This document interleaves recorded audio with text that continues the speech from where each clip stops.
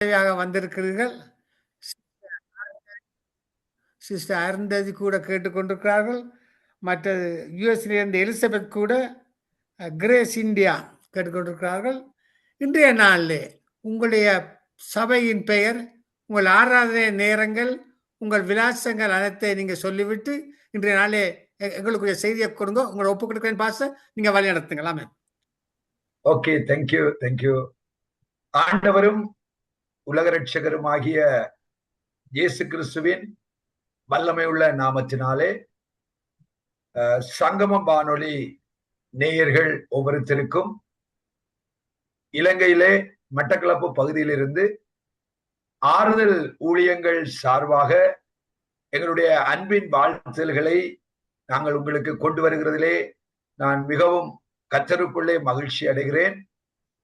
விசேஷமாக நித்திய வெளிச்சம் இந்த நிகழ்ச்சி கூடாக இதுல இணைந்திருக்கிற இன்னும் இந்த செய்திகளை கேட்க போகிற உங்கள் ஒவ்வொருத்தரையும் ஆண்டவராய் இயேசு கிறிஸ்து தாமே ஆசீர்வதிப்பாராக. அவருடைய கிருபை உங்களோடு கூட இருப்பதாக. என்னுடைய பெயர் பாஸ்டர் குமாரன். நான் இலங்கையிலே மட்டக்களப்பு பகுதியிலே கண்ணாமுனை என்ற இடத்திலே ஆறுதல் ஊழியங்கள் என்ற அந்த ஊழியத்தை அங்கே ஸ்தாபித்து கர்த்தருடைய கிருபையினாலே நடத்தி கொண்டு வரத்தக்கதாக தேவன் கிருபை பாராட்டி இருக்கிறார். கிட்டத்தட்ட 17 வருடங்களாக இந்த பணியை செய்யத்தக்கதாக ஆண்டவர் கிருபை செய்தார். முழு நேரமாக இந்த பணியை 17 ஆண்டுகளாக செய்யத்தக்கதாக உதவி செய்தார். நான் ஒரு அரசாங்கத்திலே டெக்னிக்கல் ஆபீசராக டிஓன்னு சொல்வார்கள், அந்த பணியில இருந்த நேரத்திலே ஆண்டவர் ஒரு இரவு என்னோடு கூட தெளிவாக அவருடைய முழு நேர ஊழியத்துக்காக வரும்படியாக அவர் அழைத்தார். அது வரைக்கும் நான் ஒரு பகுதி நேரமாக நானும் என்னுடைய மனைவி அந்த ஊழியத்தை செய்து கொண்டிருந்தோம். அந்த நேரத்திலே ஆண்டவருடைய தெளிவான சத்தத்துக்கு செவி கொடுத்து அங்கே என்னுடைய அந்த வேலையை நான் ரிசைன் பண்ணி இன்னைக்கு 17 வருஷம் முழு நேரமாக கர்த்தருடைய பணியை செய்ய கர்த்தர் பாராட்டின பிரதான சலாக்கியத்துக்காக நான் நன்றி செலுத்துகிறேன். இந்த ஊழியத்திலே நாங்கள் ஒரு 10 விதமான தரிசனத்தோடு கூட நாங்கள் இந்த ஊழியத்தை நாங்கள் முன்னெடுத்து கொண்டிருக்கிறோம். அதிலே முதலாவது சுவிசேஷ ஊழியம், 2வது வாலிபர் ஊழியம், 3வது சிறுவர் ஊழியம், 4வது பெண்கள் ஊழியம், 5வது ஜெப ஊழியம், 6வது மீடியா ஊழியம், 7வது சபை வளர்ச்சி ஊழியம், 8வது சபைகளை ஸ்தாபிக்கிற ஊழியம், 9வது சமுதாய பணிகள், 10வது மிஷனரிகளை உருவாக்குகிற ஊழியம் என்று சொல்லி 10 விதமான தரிசனங்களோடு கூட இந்த ஊழியத்தை கொண்டு செல்ல கர்த்தர் கிருபை செய்து கொண்டிருக்கிறார். எனவே நாங்கள் தொடர்ந்தும் எங்களுடைய ஊழியங்களுக்காக நீங்கள் ஜெபித்துக் கொள்ளுங்கள், நாங்களும் உங்களுக்காக ஜெபிக்கிறோம். எனவே தொடர்ந்து நாங்கள் தேவனுடைய வசனத்துக்கு நேராக நாங்கள் குறிக்கப்பட்ட அந்த நேரத்துக்குள்ளே நாங்கள் கர்த்தருடைய வார்த்தையை நாங்கள் தியானிக்க போகிறோம். இன்றைய நாளிலே கூட தேவ சமூகத்திலே நான் அதிகாலை நான் நினைக்கிறேன் எங்களுடைய இலங்கை நேரப்படி அதிகாலை 2 மணியிலே இருந்து நான் இதற்காக அதிகமாக ஜெபித்தேன். ஆண்டவர் என்னத்தை நீங்கள் பேச வேணும், எதை நீங்கள் உங்களுடைய ஜனங்களுக்கு நீங்கள் கொடுக்க வேண்டும் என்று சொல்லி தேவ சமூகத்தில் இருந்த நேரத்திலே ஆண்டவர் ஏசாயா 43வது அதிகாரத்தை அவர் எனக்கு ஞாபகப்படுத்தினார். அதில் இருக்கிற குறிப்பிட்ட வசனங்களை எனக்கு அவர் ஞாபகப்படுத்தினார். எனவே அந்த வார்த்தையில இருந்து இந்த நாளிலே கர்த்தர் உங்களோடு கூட அவர் என்னோடு கூட பேசுவார் என்று சொல்லி நான் விசுவாசிக்கிறேன். எனவே கண்களை மூடி கர்த்தருடைய வார்த்தைக்காக நாங்கள் செபித்து நாங்கள் தொடர்ந்து நாங்கள் மிகுதியான வேலைக்குள்ளே நாங்கள் கடந்து செல்லலாம். பரிசுத்தமுள்ள பிதாவே, இயேசுவின் நாமத்தினாலே நாங்கள் செபிக்கிறோம். பேசுகிறவர் நீர். ஆண்டவரே, நீங்க வேதத்திலே சொல்லி இருக்கிறீங்க, காது உள்ளவன் கேட்க கடவன் என்று சொல்லி இருக்கிறீங்க. பிதாவே, இதை கேட்கிற உங்களுடைய பிள்ளைகளுடைய வாழ்க்கையில ஆண்டவரே இது ஒரு மாற்றத்தை ஆண்டவரே கர்த்தர் நீங்க பேசினீர் என்பதை அவர்கள் அறிந்து கொள்ளத்தக்கதாக உணர்ந்து கொள்ளத்தக்கதாக பரிசுத்த பிதாவே, உம்முடைய வசனம் உம்முடைய பிள்ளைகளுக்குள்ளே இது கடந்து செல்லும்படியாக நான் ஜெபிக்கிறேன். நான் இந்த ஜெபிக்கிற இந்த வேளையிலேயே உம்முடைய தேவ பிரசன்னம் ஆண்டவரை இதை செவிமடுத்துக் கொண்டிருக்கிற ஒவ்வொருத்தருடைய சரீரங்களில, ஆண்டவரை அவர்கள் இருக்கிற அறைகளில, இடங்களில, ஆண்டவரே இது விசேஷமாக இந்த தேவ மகிமை இப்பொழுது கடந்து செல்லும்படியாக நான் ஜெபிக்கிறேன். நான் இப்பொழுது இந்த அறையில உணர்ந்து கொண்டிருக்கிற, நான் இப்பொழுது நிரப்பப்பட்டு கொண்டிருக்கிற ஆண்டவர் உம்முடைய இந்த பிரசன்னத்தை இதை கேட்கிற உம்முடைய பிள்ளைகளும் அனுபவிக்கத்தக்கதாக உம்முடைய மகிமையுள்ள பிரசன்னம் ஆண்டவர் இவர்கள் அமர்ந்திருக்கிற இடங்களில, ஆண்டவர் இவர்கள் கூடியிருக்கிற இடங்களில, ஆண்டவர் இதை கேட்டுக்கொண்டிருக்கிற இடங்களில ஒரு பலமாக இப்பொழுது இறங்கட்டும் என்று நான் ஜெபிக்கிறேன். இந்த தெய்வீக மகிமை இவர்கள் இப்பொழுது அனுபவிப்பார்களாக, தேவ பிரசன்னத்தை இவர்கள் இப்பொழுது அனுபவிப்பார்களாக. பரிசுத்த ஆவியானவரை இந்த ஆரம்ப வேளையிலேயே உம்முடைய சுகமாக்குகிற வல்லமை ஆண்டவர் இதை கேட்டுக்கொண்டிருக்கிற உம்முடைய பிள்ளைகளுக்குள்ளே இப்பொழுது இறங்கும்படியாக நான் ஜெபிக்கிறேன். இதற்காக ஜெபிக்கும்படியாக என்னுடைய இருதயத்தில் நீர் இப்பொழுது ஒரு ஏவுதலை தருகிறபடியாலே நான் ஜெபிக்கிறேன். ஆண்டவரே, வியாதிகளோடு இந்த ஆண்டவரே இந்த செய்தியின் ஆரம்ப நேரத்துல யாரெல்லாம் கேட்டுக்கொண்டிருக்கிறார்களோ இப்பொழுதே உம்முடைய சுகமாக்குகிற வல்லமை ஆண்டவரே சரீரங்களுக்குள்ளே இப்பொழுது இறங்கும்படியாக நான் ஜெபிக்கிறேன். ஆண்டவரை நெஞ்சு பகுதியில இருக்கிற அந்த நோவு இயேசுவின் நாமத்தினாலே அது இப்பொழுது எடுபடும்படியாக நான் ஜெபிக்கிறேன். ஆண்டவரை இதை கேட்டுக்கொண்டிருக்கிற ஆண்டவர் ஒருவருடைய இந்த நெஞ்சு பகுதியை நீர் காண்பிக்கிறேன். அந்த நெஞ்சு பகுதியில் ஒரு பலவீனத்தை நீர் காண்பிக்கிறீர். ஆண்டவரே, அந்த பலவீனம் இயேசு கிறிஸ்துவின் வல்லமை உள்ள நாமத்தினாலே mighty name of Jesus இப்பொழுதே அந்த பலவீனம் ஆண்டவரை இப்பொழுதே அது எடுபடட்டும் என்று ஜெபிக்கிறேன். நான் ஜெபிக்கிறேன் இந்த வேளையில அந்த பலவீனம் எடுபடுகிறதை அந்த தேவ பிள்ளை அது இப்பொழுது பார்க்கத்தக்கதாய் அனுபவிக்கத்தக்கதாய் உம்முடைய பிரசன்னத்தினாலே நிரப்புவீராக. உம்முடைய மகிமை ஆண்டவரை இதை கேட்டுக்கொண்டிருக்கிற ஆண்டவரை பார்த்து கொண்டிருக்கிற ஒவ்வொருத்தர் மேலும் இப்பொழுதே பலமாக இந்த ஆரம்ப வேளையிலே அது இறங்குவதாக ஜெபிக்கிறேன். அது இறங்கி வருவதாக ஜெபிக்கிறேன். ஒரு பலத்த அபிஷேகம் ஆண்டவரை அறைகளுக்குள்ள, ஆண்டவரை சரீரங்களுக்குள்ள இப்பொழுதே பலமாய் உம்முடைய பிள்ளைகள் அதை பிரத்யட்சமாய் ஆண்டவரே அந்த குளோரிய, அந்த மகிமையை இவர்கள் அனுபவிப்பார்களாக ஜெபிக்கிறேன். ஆண்டவரை எல்லா சூழ்நிலைகளை இது மாற்றுவதாக, இதை கேட்டுக்கொண்டிருக்கிற பார்த்துக் கொண்டிருக்கிற உம்முடைய பிள்ளைகளுடைய வாழ்க்கையில் இருக்கிற எல்லா சூழ்நிலைகளை இது மாற்றுவதாக. இப்பொழுது ஆண்டவரை சூழ்நிலைகள் மாறுகிறது உம்முடைய பிள்ளைகள் பார்க்கட்டும். ஆண்டவரை ஆவிக்குரிய மண்டலத்தில் இருக்கிற உம்முடைய பிள்ளைகளுக்கு மேலா இருக்கிற அந்த தடைகள் இப்பொழுது இந்த ஆரம்ப வேளையிலே உடைக்கப்படும்படியாக நான் ஜெபிக்கிறேன். அந்த தடைகளை இயேசுவின் நாமத்தினாலே நான் உடைத்து போடுகிறேன். ஆண்டவரே, ஒரு பிரேக் த்ரூ இப்பொழுது இயேசுவின் நாமத்தினாலே மண்டலங்களுக்குள்ளே உண்டாவதா. எந்த தேசத்துல, எந்த இடத்துல உம்முடைய பிள்ளைகள் ஆண்டவர், எந்த பட்டணத்துல ஆண்டவரை, எந்த இடத்துல அவர்கள் இதை கேட்டுக்கொண்டிருந்தாலும் அந்த ஆண்டவரை இடத்துக்கு மேலாயிருக்கிற அந்த ஆவிக்குரிய மண்டலத்துல ஒரு பலத்த ஒரு பிரேக் த்ரூ ஆண்டவரை, ஒரு பலத்த மாற்றம் இப்பொழுது உண்டாவதாக என்று இயேசுவின் நாமத்தினாலே நான் ஜெபிக்கிறேன். வார்த்தை வேளையை நீர் ஆசீர்வதிப்பீராக. வார்த்தை கூடாக நீர் எங்களோடு பேசுவீராக. வார்த்தை கூடாக எங்களை ஆண்டவரை பலப்படுத்துவீராக. நீர் கற்றுத்தருவீராக, போதிப்பீராக என்று இயேசு கிறிஸ்துவின் விலையேற பெற்ற நாமத்தினாலே ஒப்பு கொடுத்து ஆசீர்வதித்து ஜெபிக்கிறேன். ஜீவனுள்ள நல்ல பிதாவே, ஆமேன், ஆமேன், ஆமேன், ஆமேன். நாங்கள் வாசிப்போம்.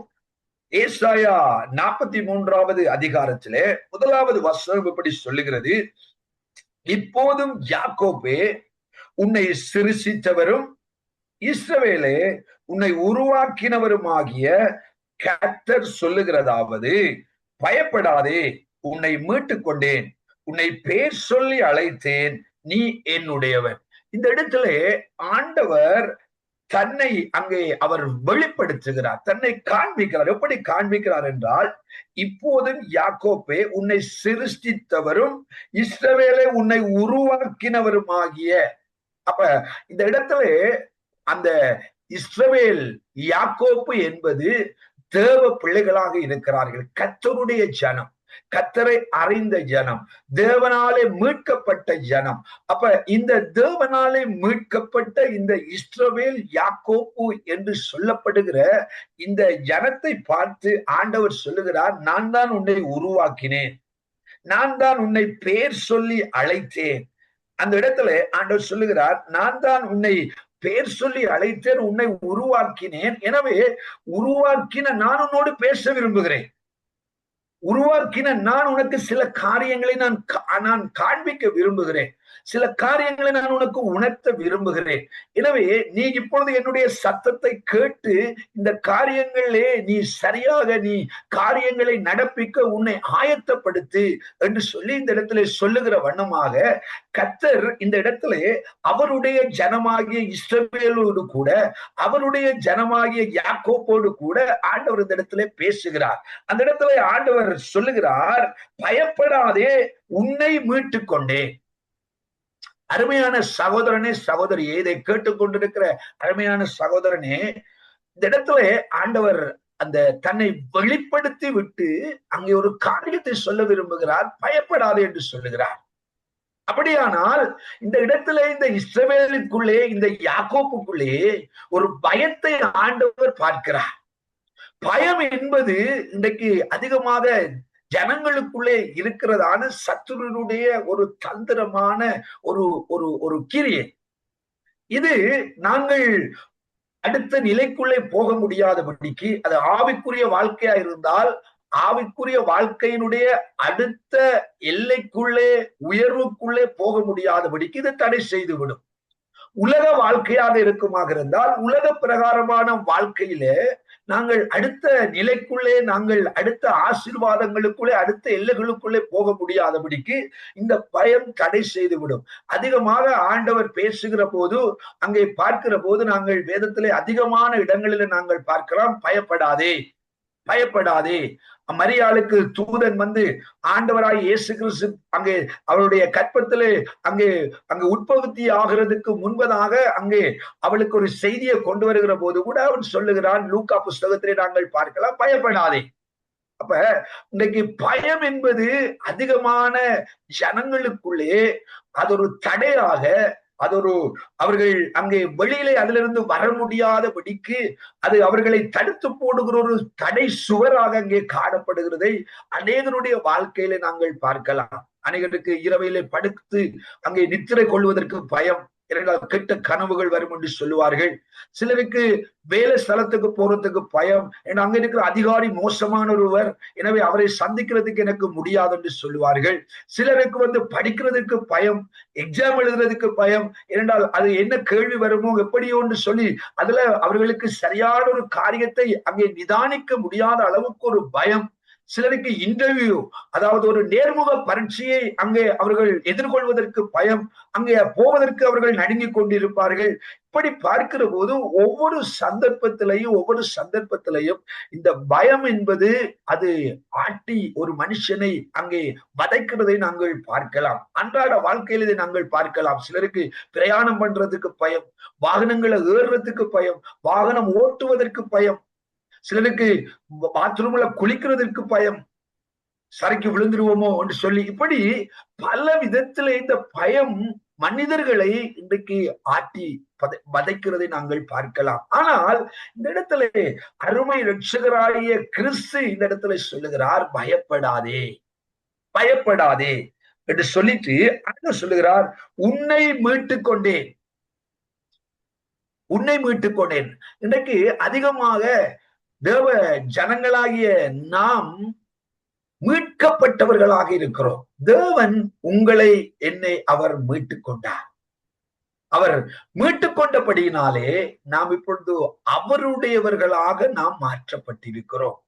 அப்படியானால் மீட்டுக் கொள்ளுகிறது என்றால் என்ன என்று நாங்கள் பார்ப்போமாக இருந்தால், இப்போ ஒரு பெரிய ஒரு அனர்த்தம் ஒரு இடத்திலே நடக்கிறது என்று சொன்னால், ஒரு மண் சரிவு நடக்கிறது என்று சொன்னால், இல்லாட்டி ஒரு வெள்ளம் அங்கே ஏற்படுகிறது என்று சொன்னால், அங்கே அந்த ஆபத்திலே அகப்பட்டிருக்கிற அந்த ஆபத்திலே சிக்கி இருக்கிற மக்களை அங்கே மீட்டுக் கொள்வதற்காக மீட்பு குழுக்களை அனுப்புவார்கள்.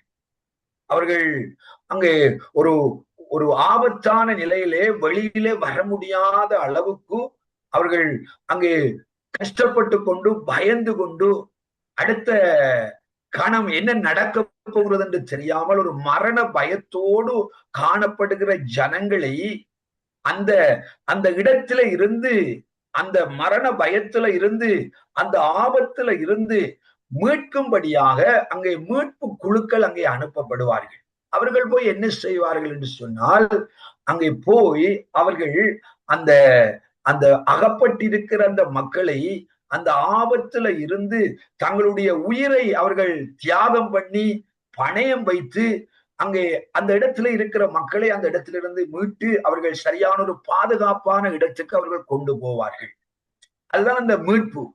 அதே காரியத்தை தான் ஆண்டவராகிய இயேசு கிறிஸ்து இந்த உலகத்துக்கு செய்தார்.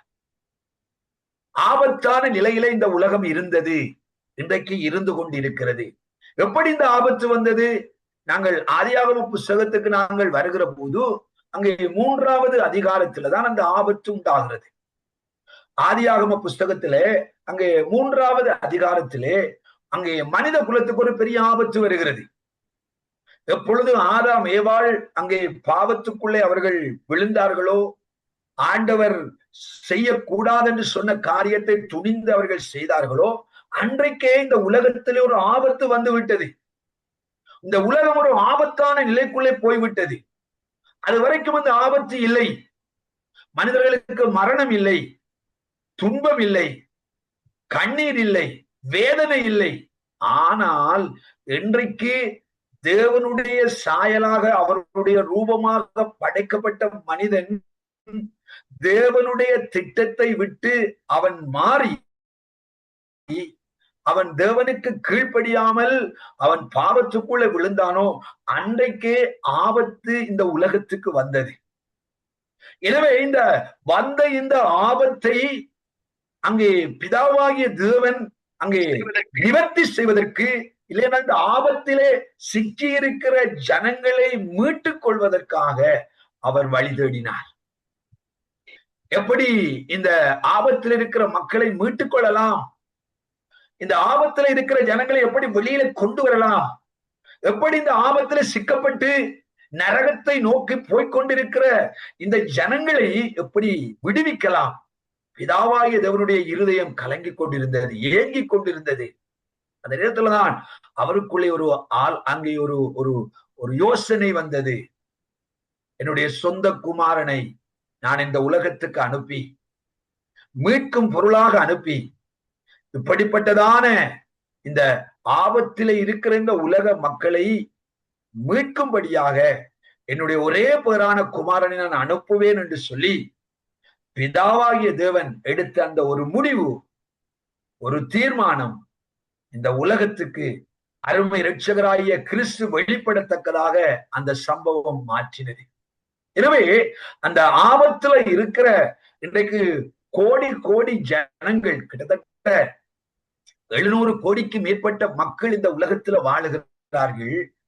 ஆனால் அவர்கள் ஒவ்வொருத்தரும் பாவத்தில்தான் பிறக்கிறார்கள், பாவத்தோடு கூட தான் பிறக்கிறார்கள். எனவே இந்த பாவ அடிமைத்தனத்துல இருந்து அவர்கள் விடுவிக்கப்பட வேண்டுமாக இருந்தால், பாவ அடிமைத்தனத்தின் நுகத்துல இருந்து அவர்கள் அங்கே பாதுகாக்கப்பட்டு அவர்கள் வெளியேற வேண்டுமாக இருந்தால், அவர்கள் காப்பாற்றப்பட வேண்டுமாக இருந்தால், ஒரு வழிதான் இந்த உலகத்துல இருக்கிறது. ஒரு வழிதான் இருக்கிறது, பல வழிகள் இல்லை, பல மார்க்கங்களும் இல்லை. ஆபத்துல இருந்து, பாவ அடிமைத்தனத்தின் நுகத்துல இருந்து மனிதன் மீட்கப்படுவதற்கு ஒரே ஒரு வழிதான். அது எந்த வழி என்றால் கிறிஸ்து இயேசுவின் வழிதான். அவரை ஒரு மனுஷன் ஏற்றுக்கொண்டு அவருடைய இரத்தத்தினாலே அந்த மனுஷனுடைய பாவங்கள் கழுவப்பட்டு அவன் மன்னிக்கப்பட்டு அவன் அங்கே இந்த ரட்சிப்பின் சுவிசேஷத்தினாலே அவன் மீட்கப்படுகிற போதுதான் அந்த மனிதனுடைய ஆத்துமா பரலோகம் என்று சொல்லப்படுகிற தேவ ராஜ்யத்துக்கு உரிய பங்குள்ள ஆத்துமாவாக மாற்றப்படுகிறது. தேவனுடைய ராஜ்யமாகிய பரலோகத்துக்கு பங்குள்ள அந்த ஆத்மாவாக அது மாற்றப்பட வேண்டுமாக இருந்தால், இந்த உலகத்துல வாழுகிற எந்த மனுஷனாக இருந்தாலும் இந்த வழிக்கூடாகத்தான் பிரவேசிக்கணும். அதனாலதான் ஆண்டவர் சொன்னார், நானே வழியும் சத்தியமும் ஜீவனுமாய் இருக்கிறேன், என்னை அல்லாமல் ஒருவனும் பிதாவிடத்திலே வர முடியாது. ஆண்டவர் நானும் ஒரு வழி என்று இயேசு சொல்லவில்லை, நானும் ஒரு வாசல் என்று சொல்லவில்லை, நான் தான் வழி, எனக்கூடாக மட்டும்தான் அந்த தேவ ராஜ்யத்துக்குள்ளே, அந்த மோட்ச ராஜ்யத்துக்குள்ளே ஒரு மனிதன் பிரவேசிக்க முடியும் என்பதை ஆண்டவர் தெளிவாக சொல்லி இருக்கிறார். உலகத்திலே வாழ்ந்த எத்தனையோ மகான்கள், எத்தனையோ மாமனிதர்கள், எத்தனையோ மேதைகள், எத்தனையோ தங்களை கடவுள் என்று சொல்லி உலகத்துக்கு காண்பித்த எத்தனையோ பேர், அவர்கள் இப்படி ஒரு வார்த்தையை சொல்லவில்லை. இயேசு கிறிஸ்து சொன்ன இந்த வார்த்தைக்கு நிகரான ஒப்பான வார்த்தையை சொல்லவில்லை. ஏனென்றால் இயேசு ஒருவர் தான் மீட்பராக, இரட்சகராக இந்த உலகத்துக்கு வந்தார். இயேசு ஒருவர் தான் வந்தார். அவர்தான் மீட்பர். நீங்க லூக்கா 2வது அதிகாரத்திலே 11வது வசனத்தை பார்க்கிற போது அங்கே தூதர்கள் சொல்லுகிறார்கள், கர்த்தராகிய கிறிஸ்து என்னும் இரட்சகர் தாவீதின் ஊரில் பிறந்திருக்கிறார். கிறிஸ்து என்னும் இரட்சகர் மீட்பர். அப்ப அந்த மீட்பை இந்த உலகத்துக்கு கொடுக்க வல்லவர் அவர் ஒருவர் தான். அதனாலதான் இயேசு சொன்னார், லூக்கா 1வது அதிகாரம் 19வது அதிகாரத்திலே 10வது வசனத்திலே அங்கே சொன்னார், இழந்து போனதை தேடவும் ரட்சிக்கவும் மனுஷகுமாரன் வந்திருக்கிறார். இழந்து போனதை லூக்கா 19:10 சொல்லுகிறார், இழந்து போனதை தேடவும் ரட்சிக்கவும் மனுஷகுமாரன் வந்திருக்கிறார். அப்ப இழந்து போனது, மனிதன் இன்றைக்கு இழந்தது, அங்கே அந்த நாங்கள் பார்த்த ஆதியாகமம் 3வது அதிகாரத்திலே மனுஷன் இழந்த அந்த மீட்பு, மனுஷன் இழந்த ரட்சிப்பு, மனுஷன் இழந்த அவருடைய மகிமை, அதை யார் மறுபடியும் கொடுக்கிறார் என்று சொன்னால் 2ஆம் ஆதாமாகிய கிறிஸ்து இந்த உலகத்துக்கு அதை கொடுக்கும்படியாக வந்தார். என்னுடைய வாழ்க்கையில கூட நான் ஒரு இந்து மார்க்கத்திலே பிறந்த ஒரு மனுஷன். என்னுடைய குடும்பத்தார் அப்படிப்பட்ட ஒரு பக்தி உள்ளவர்கள். என்னுடைய தகப்பன் வழியிலே, தாய் வழியிலே அவர்கள் அப்படியான வழிபாடுகளுக்குள்ளே சிறு வயதிலிருந்தே, நான் நினைக்கிறேன் சின்ன வயதிலிருந்தே அந்த காவடி எடுக்கிற காரியங்கள், எனக்கு ஒரு 5 வயதில் இருக்கிற போதே அந்த காவடி எடுக்கிற காரியங்கள், அங்க பிரதட்சணை செய்கிற காரியங்கள். நான் ஒரு கோயிலில் வண்ணக்கராக இருந்தேன். இன்னொரு கோயில் என்னுடைய மாமா ஒரு பூசாரி, அவருடைய மந்திர புத்தகங்களை எல்லாம் நான் வாங்கி எழுதி படித்து ஒரு கோயிலே பூசாரி. இன்னொரு அறநெறி பாடசாலையிலே டீச்சராக இருந்து பிறகு பிரின்சிபலாக இருந்தேன்.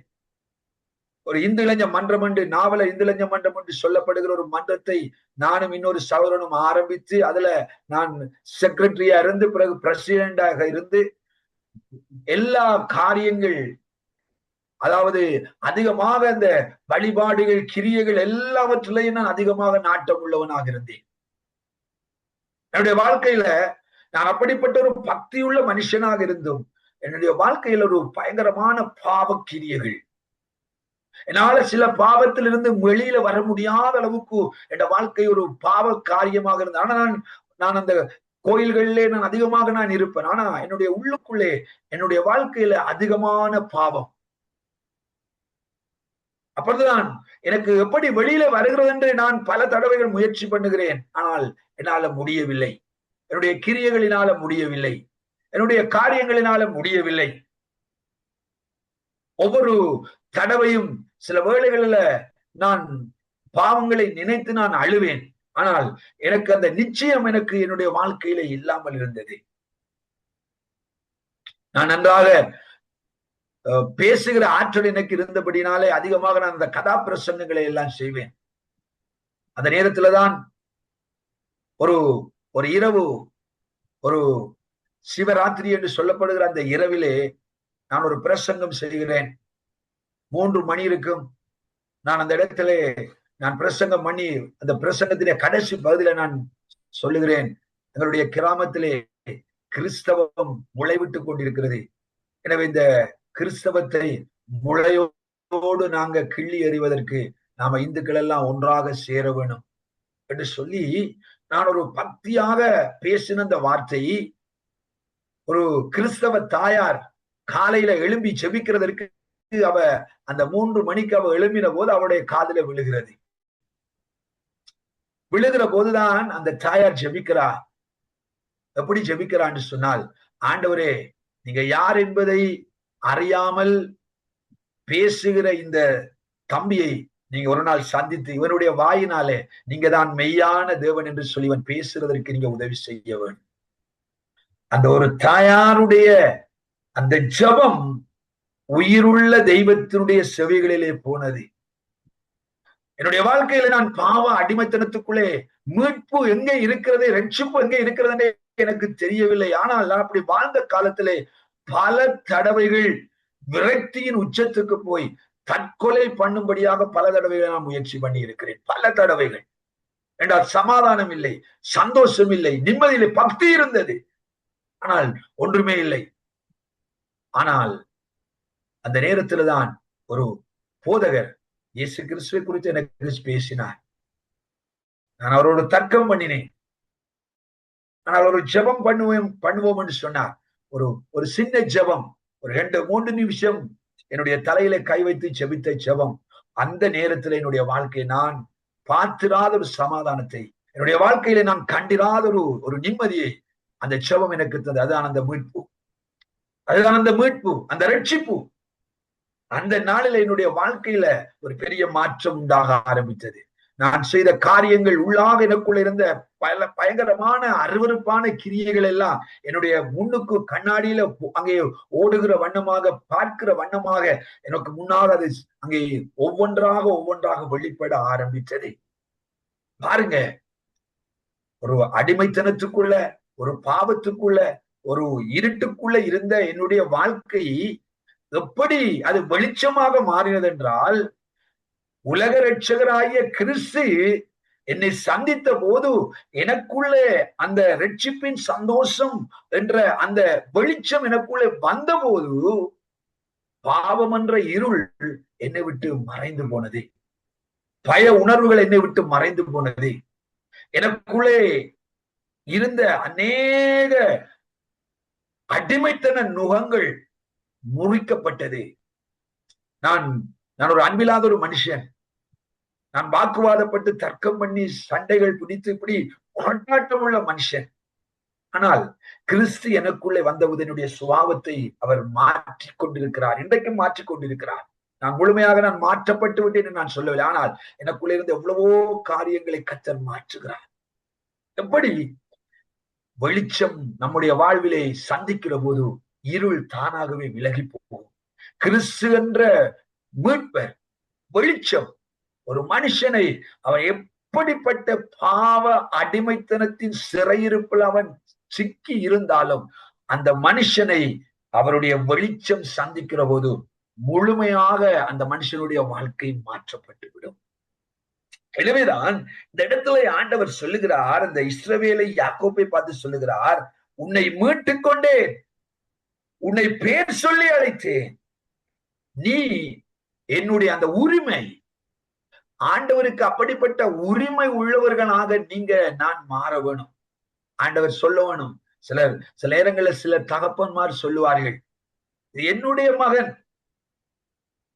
இந்த போட்டியில வின் பண்ணினது எந்த சொந்த பிள்ளை. அவங்க உங்களோட பேரை சொல்லி, என்னுடைய பேரை சொல்லி நம்முடைய சொந்த தகப்பன் தான் அந்த உரிமை கூற முடியும். மற்றான் தகப்பன்மார், எங்களை அறியாத வேறு யாராவது ஒருவர் அப்படி உரிமை கூற முடியாது.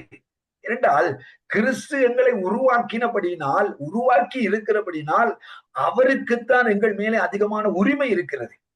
இந்த இடத்துல அந்த உரிமை, அவருக்குரிய அந்த உரிமை, அவர் சொல்லுகிறார், நீ என்னுடையவன். அருமையான சகோதரனே, சகோதரியே, ஒருவேளை நீங்க தனிமையில இருக்கலாம், கலங்கி கொண்டிருக்கலாம், வேதனைப்பட்டு கொண்டிருக்கலாம், எனக்கு யாரும் இல்லை என்று சொல்லலாம், என்னை அநேகர் கைவிட்டு விட்டார்கள் என்று சொல்லலாம், நான் தள்ளப்பட்டு விட்டேன் என்று சொல்லலாம், நான் ஒதுக்கப்பட்டு விட்டேன் என்று சொல்லலாம், நான் தனிமையில நான் வாடிக்கொண்டிருக்கிறேன் என்று சொல்லலாம், எனக்கு வைத்தியர்கள் உதவிக்கு யாரும் இல்லை, எனக்கு என்னுடைய சொந்தங்கள் உறவுகள் யாரும் இல்லை, நான் ஒரு தேசத்துல என்னுடைய உறவுகள் எல்லாம் இன்னொரு தேசத்துல நான் தனிமையாக இருக்கிறேன் என்று நீங்க சொல்லலாம். என்ற உள்ளுக்குள்ள இருக்கிற வேதனைகளை சொல்லுவதற்கு, நேராக சொல்லுவதற்கு யாருமே இல்ல, நான் தொலைபேசியில தான் நான் பேசிக் கொண்டிருக்கிறேன் என்று சொல்லி ஒரு அங்கலாய்ப்போடு, ஒரு கலக்கத்தோடு உங்களோட வாழ்க்கையில அப்படிப்பட்டதான ஒரு சூழ்நிலைக்குள்ள நீங்கள் போய்கொண்டிருக்கலாம். ஆனால் அருமை இரட்சகர் இந்த வேளையில உங்களை பார்த்து தெளிவாக சொல்லுகிறார், நீ என்னுடையவன்.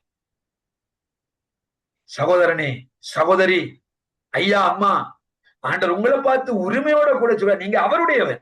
ஒருவேளை மனிதர்கள் உங்களை கண்காணிக்காமல் விட்டு இருக்கலாம், உங்கள் மேல கரிசனை இல்லாமல் போயிருக்கலாம், உங்கள் மேல அவங்க அன்பு கூட செலுத்தாம போயிருக்கலாம், நீங்க இப்ப தனித்து விட்டது போல உலக பிரகாரமாக நீங்க உணர்ந்து கொண்டிருக்கலாம். ஆனாலும் உங்களோடு கூட உங்களுடைய அருமை இரட்சகர் எப்பொழுதும் அவர் கண்ணோக்கமாக இருக்கிறார், அவர் இணைந்திருக்கிறார், அவர் உங்களை பார்த்து கொண்டிருக்கிறார். உங்களுக்கு பராமரிப்பதற்குரிய சகல வசதிகளையும் வாய்ப்புகளையும் ஆயத்தங்களையும் செய்ய அவர் இன்றைக்கும் வல்லமை உள்ள தேவனாக இருக்கிறார். ஒருவேளை வியாதியை குறிச்சு நீங்க கலங்காதீங்க, தனிமை உணர்வுகளை குறிச்சு கலங்காதீங்க. கர்த்தராகிய தேவன் மீட்பர் உங்களோடு கூட இருக்கிறார். அதெல்லாம் ஒரு பக்தர் பாருங்க, என் மீட்பர் உயிரோடு இருக்கையில் எனக்கு என்ன குறை உண்டு சொல் மனமே. உயிரோடு நம்முடைய மீட்பர் இருக்கிறார். ஐயா, அம்மா, சகோதரனே, சகோதரி, தம்பி, தங்கச்சி, நம்முடைய மீட்பர் உயிரோடு இருக்கிறார். நாங்கள் ஒரு மரித்து போன தெய்வத்தை நாங்கள் ஆராதிக்கவில்லை, செத்து போன ஒரு கடவுளுக்கு முன்பதாக நாங்கள் நிற்கவில்லை. அவர் இன்றைக்கும் மரித்தேன் ஆனாலும் சதா காலங்களிலும் உங்களோடு கூட இருக்கிறேன் என்று வாக்கு பண்ணின அருமை இரட்சகரோடு கூட நாம் இப்பொழுது நாங்க பயணித்துக் கொண்டிருக்கிறபடினால் கலக்கங்களை எடுத்து போடுங்க, அதைரியங்களை எடுத்து போடுங்க, அவிசுவாசங்களை எடுத்து போடுங்க. உங்களுக்குள்ள இருக்கிறதான அந்தரங்கமாக மறைவுல இருக்கிற பாவ கிரியைகளை எடுத்து போடுங்க. இயேசு உங்களுடைய வாழ்க்கையில அவர் அற்புதம் செய்யறதுக்கு வல்லமை உள்ள தேவனாயிருக்க. எனவே அவர் என்ன சொல்லுகிறார் என்றால், 2வது வசனத்துல நீங்க பாருங்க, ஏசாயா 43:2 பாருங்க, நீ தண்ணீர்களை கடக்கும் போது நான் உன்னோடு இருப்பேன், நீ ஆறுகளை கடக்கும் போது அவைகள் உண்மையில் புரளுவதில்லை, நீ அக்கினியிலே நடக்கும் போதும் வேகாதிருப்பாய், அக்கினி ஜுவாலை உன் பேரில் பற்றாது. இந்த இடத்துல அப்ப தண்ணீர்களை கடப்பதற்குரிய சூழ்நிலைகள் வரும், நெருப்பிலே நடப்பதற்குரிய சூழ்நிலை வரும். ஏனென்றால் நாம் வாழுகிறது உலகம். உலகத்திலே உண்டாகிற பிரச்சனைகள், போராட்டங்களுக்குள்ளாக நாங்க போக வேண்டிய சூழ்நிலைகள் வரலாம். ஆனாலும் அந்த சூழ்நிலைகள் உங்களை என்னை மேற்கொள்ளாது, அந்த சூழ்நிலைகள் உங்களை என்னை சேதப்படுத்தாது. அதுதான் இந்த இடத்துல ஆண்டவர் சொல்லுகிறார், நீ தண்ணீர்களை கடக்கும் போது நான் உன்னோடு இருப்பேன். நீ தண்ணீருக்குள்ளதான் போவா. அதை எங்கே ஆண்டவர் இதை கோட் பண்ணி அங்கே காண்பிக்கிறார் என்றால், யாத்திராகம புஸ்தகத்திலே 14வது அதிகாரத்திலே நாம பார்க்கிற போது இஸ்ரவேல் ஜனங்கள் அப்படிப்பட்டதான ஒரு சூழ்நிலைக்குள்ளாக வருகிறார்கள். அவர்கள் எகிப்தின் அடிமைத்தனத்துல இருந்து அவர்கள் வெளியில வந்த போது அவர்கள் தப்பி பிழைச்சோம் என்று சொல்லி போய்கொண்டிருக்கிற நேரத்துலதான் பார்த்தால் அவர்களை ஒரு தண்ணீர் போக முடியாதபடிக்கு செங்கடல் நடுவாக நிற்கிறது. அடுத்த கட்டம் அவர்களால மூவ் பண்ண முடியல, அப்படியே பார்த்து கொண்டு நிக்கிறாங்க, என்ன செய்யறது என்று தெரியல. ஆனால் ஆண்டவர் சொன்னார், மோசே, இந்த கையில இருக்கிறது என்ன? கோல். அதை நீ இந்த செங்கடலை பார்த்து நீட்டு. அப்பொழுதுதான் அந்த இடத்துல ஆண்டவர் அந்த தண்ணீர்கள் வழியாக அங்கே கடக்கும்படியான ஒரு வழியை, வாசலை ஆண்டவர் அங்கே அவர்களுக்கு ஏற்படுத்தி கொடுக்கிறார். அது 2ஆக பிரிகிறது. அந்த இடத்துல ஒரு அற்புதத்தை கர்த்தர் செய்கிறார். சில சூழ்நிலைகளுக்குள்ளாக நாங்கள் போகிறது நாங்க நினைக்க கூடாது, நாங்க கஷ்டப்படுத்துறதுக்காக தேவன் அதை அனுமதித்தாரா? வேதனைப்படுத்துறதுக்காக இல்லை, அவருடைய நாமம் மகிமைப்படும்படியாக, அவருடைய நாமம் அந்த இடத்துல மகிமைப்படும்படியாகத்தான் தேவன் சில சூழ்நிலைகளை நமக்கு அனுமதிக்கிறார். எனவே அருமையான சகோதரனி சகோதரியே, நீங்கள் போய்கொண்டிருக்கிற சூழ்நிலைகள் ஒருவேளை ஒரு வேதனையான சூழ்நிலையை போல உனக்கு காணப்படலாம், ஒரு கஷ்டமான சூழ்நிலையை போல உங்களுக்கு காணப்படும். ஆனால் அந்த சூழ்நிலைகளின் மத்தியிலும் தேவன் அவர் உங்களை விடுவிப்பார். அவர் உங்களை விடுவிப்பார். எரிகிற அக்கினி சூளைக்கு அங்கே சாத்ராக் மேஷாக் ஆபேத்நேகோ என்று சொல்லப்படுகிற அவருடைய தாசர்களை அவர் விடுவித்தார். உங்களை அவர் விடுவிப்பார். அவர்கள் அந்த சூழ்நிலைக்குள்ளாக போக வேண்டி வந்ததுதான். ஆனால் அந்த இடத்துல அந்த சூழ்நிலை அவர்களை மேற்கொள்ள முடியவில்லை. அவர்களால அந்த இடத்துல அங்கே அவிசுவாசப்பட்டு பேசல. அவர்கள் அதை தைரியமாக அதை விசுவாசத்தோடு கூட அதை எதிர்கொண்டார்கள். அந்த இடத்துல கர்த்தர் ஒரு விடுதலையை அந்த இடத்திலே கொடுத்தது மட்டுமில்ல, தேவனுடைய நாமம் அந்த இடத்திலே மகிமைப்பட்டது. அருமையான சகோதரனே சகோதரியே, கர்த்தருடைய நாமம் உங்களுடைய வாழ்க்கையில மகிமைப்படுவதற்காக சில காரியங்களை கர்த்தர் அனுமதிக்கிற போது அதை பார்த்து நீங்க துவண்டு போகாதீங்க, அதைரியப்பட்டு போகாதீங்க. அது நன்மைக்குத்தான். எனவேதான் ஆண்டவர் சொல்லுகிறார், நீ தண்ணீர்களை கடக்கும் போது நான் உன்னோடு இருப்பேன், நீ ஆறுகளை கடக்கும் போது அவர்கள் உண்மையில் புரளுவதில்லை, நீ அக்கினியில் நடக்கும் போதும் வேகாதிருப்பாய், அக்கினி ஜுவாலை உன் பேரில் பற்றாதே. நான் இஸ்ரவேலின் பரிசுத்தரும் உன் இரட்சகருமாயிருக்கிற உன் தேவனாகிய கர்த்தர் உன்னை மீட்கும் பொருளாக எகிப்தையும் உனக்கு ஈடாக எத்தியோப்பியாவையும் சேபாவையும் கொடுத்தேன். எனவே நாங்கள் இதோடு நான் செய்தியை முடிக்கிறேன், நேரம் நெருங்கி கொண்டிருக்கிறபடியாலே. எனவே இந்த வேளையில நாங்கள் ஒப்பு கொடுப்போம். தேவன் உங்களுடைய வாழ்க்கையில அவர் மீட்பராக இருந்து இரட்சகராக இருந்து உங்களை அவர் ஆசீர்வதித்து அவர் வழி நடத்துவார். கண்களை மூடி இதை கேட்டுக்கொண்டிருக்கிற நாம் ஒவ்வொருத்தரும் இதற்காக நாம செபிப்போம். பரிசுத்தமுள்ள தகப்பனே, இயேசுவின் நாமத்தினாலே நான் செபிக்கிறேன். உம்முடைய பிரசன்னத்துல இருந்து, உம்முடைய ஆளுகைக்குள்ள இருந்து இதை கேட்டுக்கொண்டிருக்கிற பார்த்து கொண்டிருக்கிற உம்முடைய பிள்ளைகளுக்காக நான் செபிக்கிறேன். ஒருவேளை இவர்கள் போகிற சூழ்நிலையை அறிந்திருக்கிறேன். இந்த சூழ்நிலையில ஆண்டவரை நீ நிச்சயமாக விடுதலை கொடுக்க வல்லவர். இந்த சூழ்நிலைக்குள்ளாக உம்முடைய பிள்ளைகள் போகிற போது ஆண்டவர் இந்த சூழ்நிலையை இரண்டாக பிளந்து, ஆண்டவர் இந்த சூழ்நிலையை ஆண்டவரை வழி இல்லாதது போல தெரிந்தாலும் அதற்குள்ளாக நடுவாக வழியை ஏற்படுத்தி கொடுத்து, தேவனே உம்முடைய பிள்ளைகள் அதற்குள்ளாக பிரவேசிக்கத்தக்கதாக நீங்க தொடர்ந்து கிருபை செய்யுங்கப்பா. இந்த செய்தியை கேட்டுக்கொண்டிருக்கிற உங்களுடைய பிள்ளைகள் நீ மெய்யான இரட்சகர் என்பதை அறியவும், நீர்தான் ஆண்டவரை மீட்பர் என்பதை அறியவும், ஆண்டவர் தன்னுடைய வாழ்க்கையில் இருக்கிற பாவ அடிமைத்தனங்கள் இருந்தவர்கள் வெளியில வந்து ஆண்டவர் ரட்சிப்பின் சந்தோஷத்தினால நிரப்பப்பட்டவர்களாக உம்முடைய துதியை இவர்களுடைய வாய் சொல்லி வரவும் கர்த்தர் கிருபை செய்யும், இவர்களை ஆசீர்வதியும். இயேசு கிறிஸ்துவனுடைய கரத்திலே ஆண்டவரே ஒப்புக் கொடுக்கிறேன். விசேஷமாக இந்த சங்கமம் வானொலியை ஒப்புக் கொடுக்கிறேன். இதை நடத்துகிற அங்களை ஒப்புக் கொடு, அவருடைய குடும்பத்தை ஒப்புக் கொடுக்கிறேன். அத்தனை காரியத்தையும் நீர் ஆசீர்வதித்து இதை நேர்த்தியாக வரப்போகிற நாட்களை தொடர்ந்து செய்து கொண்டே போக தேவனே நீங்க அனுக்கிரகம் செய்து தொடர்ந்து ஆசீர்வதித்து வழிநடத்தும்படியாய் இயேசுவின் நாமத்தினாலே ஒப்புக் கொடுத்து செபிக்கிறேன். ஜீவனுள்ள நல்ல பிதாவே, ஆமேன், ஆமேன், ஆமேன். கர்த்தர் உங்கள் ஒவ்வொருத்தரையும் ஆசீர்வதிப்பாராக. இந்த சந்தர்ப்பத்தை தந்த சங்கமம் வானொலி உறவுகள் ஒவ்வொருத்தருக்கும் குடும்பத்தாருக்கும் நன்றிகள். God bless you. ஆமேன், ஆமேன். நன்றி பாஸ்டர் குமரன் அவர்களே. இன்றைய நாளிலே ரட்சிக்கப்படாத ஜனங்கள் ரட்சிக்கப்பட வேண்டும் என்ற தலைப்பிலே ஒரு அருமையான செய்தியை கொடுத்தீர்கள். பயப்படாதே, நான் உன்னுடனே இருக்கிறேன், தெரியாதே, நான் உன் தேவன், நான் உன்னை பலப்படுத்துவதற்கு சாயம் பண்ணுவேன், நீதியின் வழக்கத்தை உன்னை தாங்குவேன் வார்த்தை சொல்லுகிறது. காரணம், இந்த பயம்தான் ஆவிக்குரிய தடையா இருக்கின்றது. வார்த்தைகள் இருக்கின்றன, அந்த வார்த்தையை நாங்கள் விசுவாசிக்கும் பொழுது தடைகள் நீங்கும். அது மட்டுமல்ல, அந்த சாட்சி மிகவும் ஒரு ஆசீர்வாதமா இருந்தது. அதாவது கூட சாட்சியை கேட்கும் பொழுது எனக்கு நடந்த மாதிரி தான் உங்களுக்கு நடந்திருக்கு. ஒரு அருமையான சாட்சி. இந்த சாட்சியை கேட்கிறவர்கள், இந்த வானொலியிலே 1988 பேர் ரட்சிக்கப்படாத ஜனங்கள் உங்களுடைய சாட்சியை கேட்கும் பொழுது அவர்களும் ஒன்றான மெத்தவனை கண்டுகொள்ள கர்த்தர் கிருபை செய்வார்கள். அருமையான வார்த்தை கொடுத்தீர்கள். உங்களுடைய இந்த வார்த்தை சங்கம வானொலி மூலமாக யூடியூப் போகும்பொழுது அநேகர் கேட்டு ஆசீர்வாதம் பெற்றுக்கொள்வார்கள். கர்த்தர் உங்களையும் உங்கள் ஊழியங்களையும் இந்த கையிட்டு செய்யும் காரணம் அனைத்தையும் தேவன் அபரிவிதமாக ஆசீர்வதிப்பாராக. ஆமென் ஆமென். கிறிஸ்துவ அருந்ததி